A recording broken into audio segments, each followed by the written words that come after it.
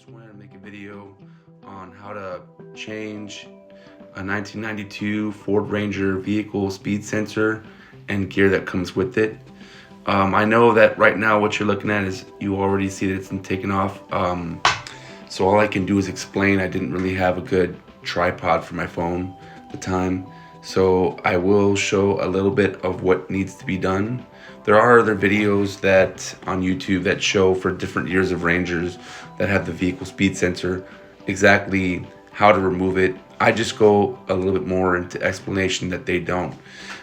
Things that the other videos don't tell you or say is the level of difficulty doing this and or complications that may arise while doing this. The symptoms of my truck were very weird. For some reason the speedometer would work, but it wouldn't go past 25 miles an hour, and if I was on the freeway doing around 65, it would then go up to 35. So I thought there was a problem with the vehicle speed sensor, and as you could see, it was pretty crusty. So I went to the local auto shop and I purchased a new one,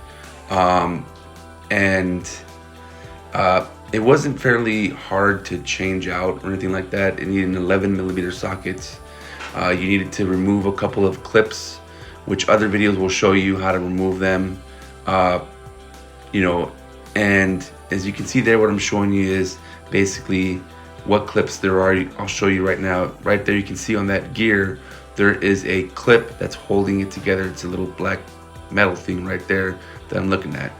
And the clip for the speedometer is also there as well. This is the new one from the parts store. Something they don't tell you also in the other videos is that it comes with this annoying dust cap. And for some people it may be harder to take out if you don't have the right tools for it. But O'Reilly's was nice enough to lend me their small tool. Although I don't know if I should use the small one or if I should use a bigger screwdriver, something that's can reach out and really pluck that out, because there's actually, I don't know why they built it like that, but there's actually no way to remove that without prying at it in the inside for a while. Either way, I eventually did get it removed, and I checked it in the inside. There it is. It was exactly the same, and it also came with an O-ring that the old one didn't have for some reason. So I think the old one might have worn out at some point, got crusty, and maybe just disappeared or something. I don't know. I didn't see it. It didn't leak either way. That's all the O-ring is for, is just so that the gear fluid doesn't leak out of the transmission. But that's pretty much all it is for. As you can see right there, that's the new one, side by side, and see that clip that I grabbed, the bronze one, that's where the bolt goes in with the 11mm. That's actually what I'm showing right there is the clip for the gear. But again, this is just an explanation of basically how to do it.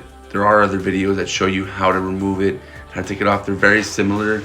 There's just some things that they don't explain, like taking off the speedometer cable wasn't the easiest, and putting the gear back on, that's not a problem at all. Just push it in with your finger and it's back and done. I've shown right there that once you put the clip in, it doesn't come out, and you have to make sure that that pointy end does go out also, which they do explain in other videos as well too. Let me see here. That is for the, I believe that's for the vehicle speed sensor, so it doesn't move on there. So right now I'm going to be showing you guys that I'm going to be trying to install the vehicle speed sensor, the new one.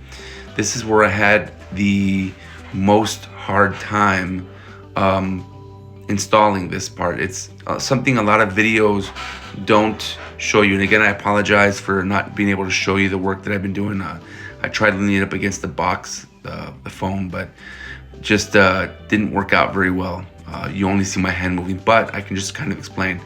When you're installing the vehicle speed sensor, basically the trouble that I had was the speedometer was too short, and on top of that, you really have to force the speedometer cable into the vehicle speed sensor. It wants to come out.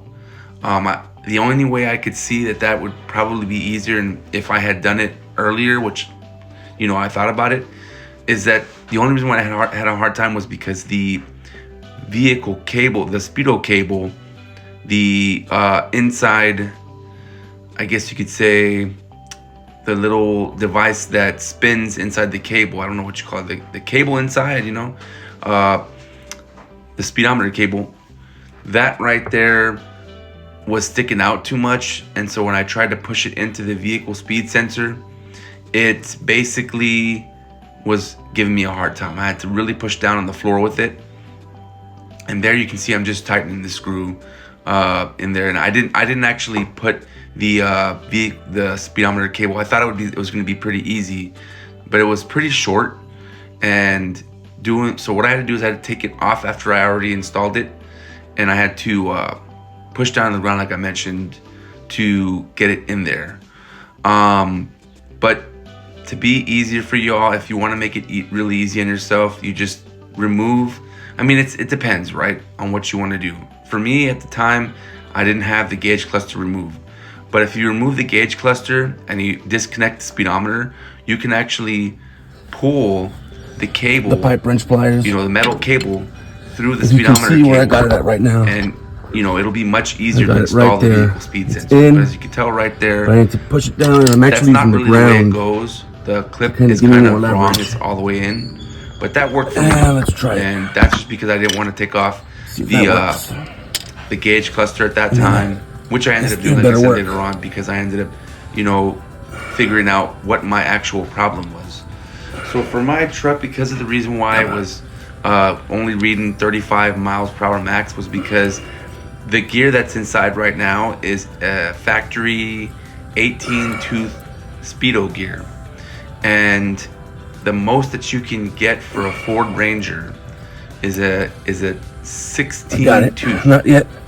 And I don't think that's going to make much of a difference. People on forums say that the, you know, less tooth that you have makes it spin faster.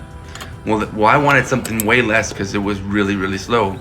So on eBay, I ended up getting a 14 tooth gear, which was from a Mustang. It's broken. And apparently eBay says it would fit, and they were right, it did fit. What the hell?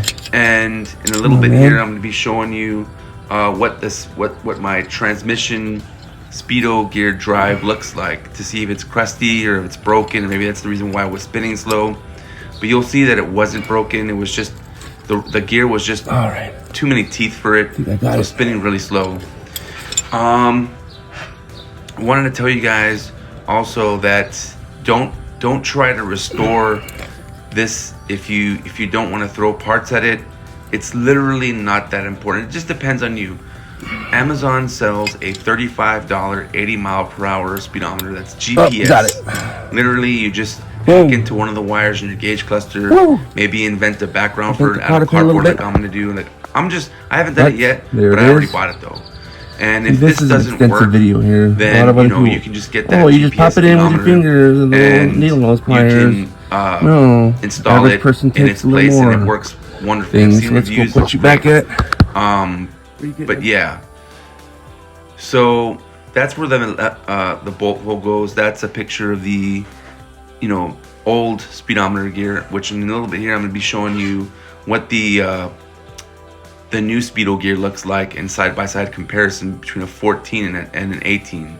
It's actually quite a bit of difference, and we'll see how it goes once I test it. Right now I'm just working on brakes right now. It's a big mess, but that's the Speedo gear drive right there that turns the speedometer gear itself. And as you can tell, it's not crusty, it's not broken. It looks like that's the way it works. It's supposed to do it. And it's really hard to tell without sticking a flashlight in it and holding the phone at the same time. So I did the best I could so you guys can get a look at what it should look like. And the one on the left is the 14, size 14, and the one on the right was the factory 18. It is quite a bit of difference in teeth. The 14 looks like it should spin faster because, you know, less teeth from the way that other gear drive goes. So hope you guys like this video. I'll be coming out with more brake videos and more things for the Ranger. Not too many 1992 videos, but I'll be posting some. All right, hope you enjoyed. Thank you so much.